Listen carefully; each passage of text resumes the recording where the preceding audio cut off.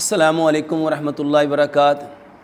گرمیوں میں جب پسینہ بہت زیادہ آتا ہے تو بدن سے اسمیل آتی ہے، بدبو آتی ہے۔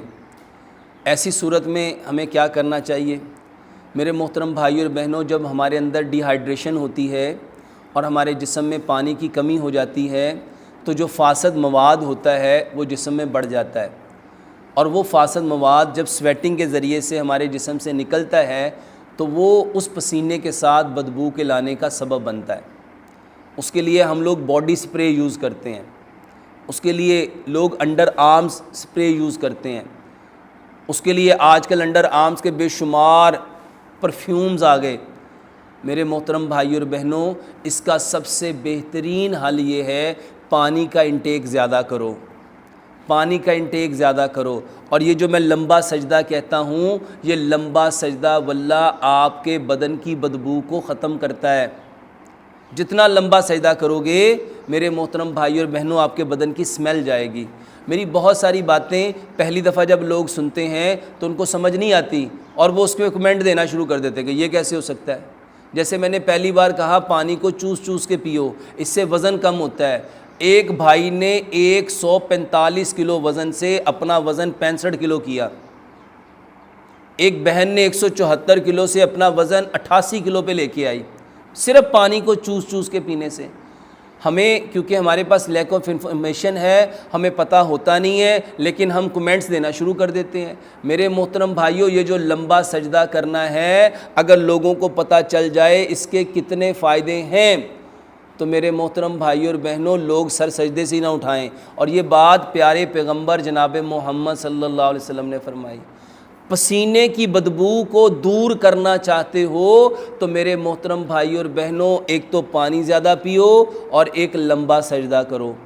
تیسرے نمبر پہ سلاد کا استعمال کرو، اور سلاد میں کوئی سے 5-7 پھل لو، کوئی سی 5-7 سبزیاں لو، کوئی سے 5-7 اجناس لو، کوئی سے 5-7 ڈرائی فروٹس لو، اس کو مکس کر لو۔ یہ بہترین ایپیٹائزر بھی ہے اور بہترین سیلڈز بھی ہے، اور آپ کے بدن سے نکلنے والی جو بدبو ہے، جو سمیل ہے، اس کا بہترین علاج بھی ہے۔ کیونکہ سلاد میں، پھلوں اور سبزیوں میں 90 سے 95% پانی ہے، اور پانی آپ کے بدن کی ہر گندگی کو بہا لے جائے گا۔ بدن کے اندر سے آنے والی جو سمیل ہے، جو بدبو ہے، اور وہ پسینہ جو بدبودار ہو گیا ہے، جب پانی لیا ہی نہیں تو میرے محترم بھائی اور بہنوں، ہماری سمیل بڑھتی جائے گی۔ پانی کا انٹیک بڑھاؤ، چاہے وہ سکنجوی کی صورت میں لو۔ جب آپ لیمن کی سکنجوی گڑ کے ساتھ بنائیں گے، اس میں بنڈل آف وائٹامن سی ہے، وہ آپ کی سکن کو بھی صاف کرے گا۔ اگر آپ ستو لیں گے، وہ بھی آپ کی سکن کو صاف کرے گا۔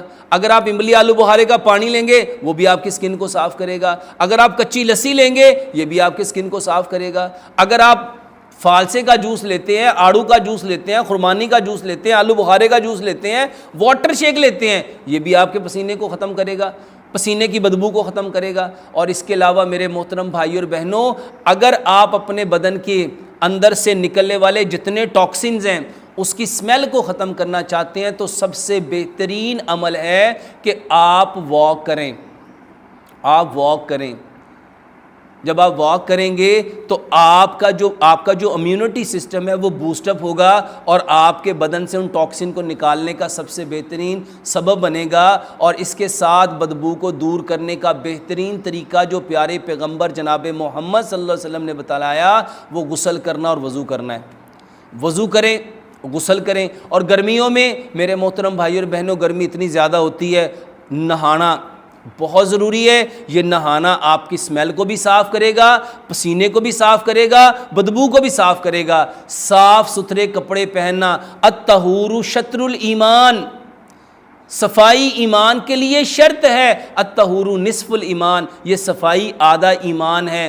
ہمیں بدبو کیوں آتی ہے؟ کیونکہ ہم کپڑے بدلتے نہیں۔ صفائی کرتے نہیں، نہ اپنے بدن کی صفائی رکھتے ہیں، نہ اپنے ذہن کی صفائی رکھتے ہیں، نہ اپنے خون کو صاف کرتے ہیں۔ اور ایسی چیزیں استعمال کیجئے جو آپ کے خون کو صاف ستھرا کرتی ہیں، اور ایسی چیزوں سے بچیے جو آپ کے خون کو گاڑھا کرتا ہے۔ جب آپ کا خون گاڑھا ہوگا اس میں سے بھی اسمیل آئے گی۔